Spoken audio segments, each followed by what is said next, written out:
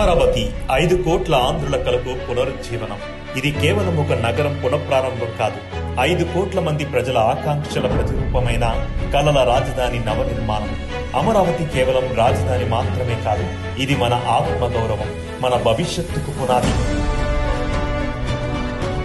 అమరావతిని కొందరు ఎడారిగా పోల్చారు, కానీ మేము ఒక గ్లోబల్ సిటీని ఊహించాం. ఇతరులు రాజధానికి అడ్డుపడితే మేము మాత్రం మాస్టర్ ప్లాన్ తో ముందుకెళ్లాం. ఆంధ్రులకు ప్రపంచం గర్వించే నగరాన్ని నిర్మించాలని అనుకున్నాం, అదే విధంగా అడుగులు వేస్తున్నాం. అమరావతిని నాశనం చేయడానికి ప్రయత్నించారు, కానీ సదాశయంతో సంకల్పించిన కలలు ఎప్పటికీ సజీవంగానే ఉంటాయి. ఈ రోజు ఆంధ్రుల కలల రాజధాని అమరావతి తిరిగి పునర్నిర్మించబడుతోంది.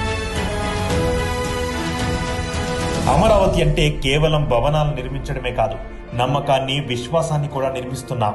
65,000 కోట్ల పెట్టుబడులతో, పాలనా సంస్థలతో, పర్యావరణ అనుకూల రవాణాతో, ప్రపంచ స్థాయి ప్రణాళికలతో అమరావతి రేపటి యువతకు ఒక ఆదర్శ రాజధానిగా నిలుస్తుంది.